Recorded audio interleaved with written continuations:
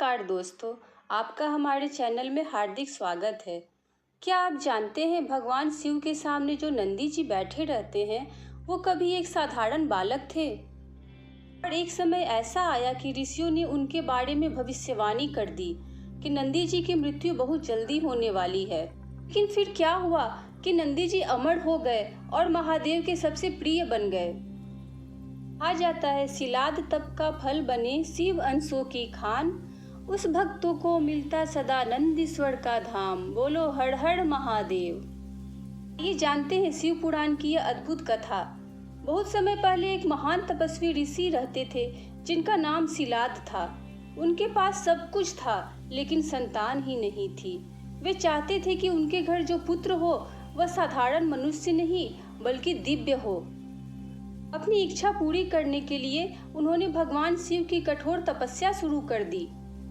वर्षों की तपस्या करने के बाद महादेव प्रकट हुए और बोले, ऋषिवर तुम्हारी भक्ति से प्रसन्न होकर मैं स्वयं अपने अंश से पुत्र प्रदान करूंगा। कुछ समय बाद यज्ञ भूमि से एक तेजस्वी बालक प्रकट हुआ। ऋषि सिलाद खुश हुए। उन्होंने उसका नाम नंदी रखा। लेकिन दोस्तों, अभी कहानी में असली मोड़ आना बाकी था। नंदी बचपन से ही भगवान शिव के अनन्य भक्त थे। वे बचपन से ही हर समय ओम नमः शिवाय का जप करते रहते, पिता की सेवा करते और तप में मन लगाते थे। यही उनका जीवन था। एक दिन दो दिव्य ऋषि आश्रम में आए। उन्होंने नंदी जी को देखा और अचानक गंभीर हो गए। ऋषि सिलाद ने पूछा, आप नंदी को देखकर इतने गंभीर क्यों हो गए? उन्होंने कहा, यह बालक महान है लेकिन इसकी आयु बहुत कम दिखाई देती है। यह सुनते ही ऋषि सिलाद रोने लगे। लेकिन क्या नंदी भी डर गए थे? जी ने पिता से कहा, जिसका रक्षक स्वयं महादेव हो उसका कोई क्या बिगाड़ सकता है।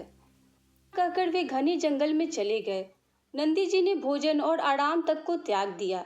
ऐसे ही दिन बीते, महीने बीत गए, फिर भी नंदी जी केवल ओम नमः शिवाय का जप करते रहे। जिस वन में तपस्या कर रहे थे वो पूरा वन दिव्य प्रकाश से भर गया। डमरू की आवाज गूंजने लगी। भगवान शिव माता पार्वती के साथ प्रकट हुए। महादेव ने प्रेम से कहा, वत्स नंदी, मैं तुम्हारी भक्ति से अत्यंत प्रसन्न हूँ, वर मांगो। नंदी जी ने सिर झुकाकर कहा, प्रभु मुझे धन राज्य या स्वर्ग नहीं चाहिए, बस आपके चरणों की सेवा का अधिकार चाहिए। देव मुस्कुराए। उन्होंने नंदी को अपने हृदय से लगा लिया। फिर बोले, आज से तुम मेरे गणों के स्वामी हो। संसार नंदीश्वर के नाम से जानेगा। जहाँ मैं रहूंगा वहाँ तुम सबसे पहले विराजमान रहोगे। तो तभी नंदी भगवान शिव के वाहन, द्वारपाल और सबसे प्रिय भक्त कहलाए। यही कारण है जब भी हम लोग शिव जी के मंदिर जाते हैं तो सबसे पहले नंदी जी के दर्शन होते हैं और फिर महादेव की पूजा करते हैं।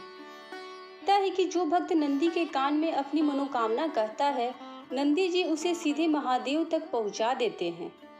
दोस्तों, शिव पुराण की यह कथा हमें सिखाती है कि सच्ची भक्ति में न स्वार्थ होता है और न भय।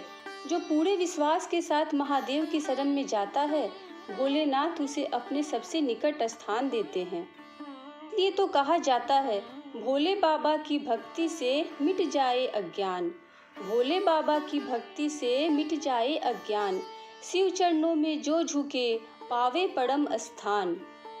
तो अगर आपको यह वीडियो पसंद आई हो तो वीडियो को लाइक करें, चैनल को सब्सक्राइब करें और कमेंट में हर हर महादेव लिखना न भूलें।